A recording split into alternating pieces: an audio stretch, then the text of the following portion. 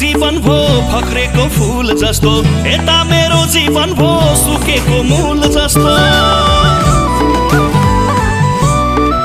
उता उसको जीवन भो फक्रेको फूल जस्तो, यता मेरो जीवन भो सुकेको मूल जस्तो।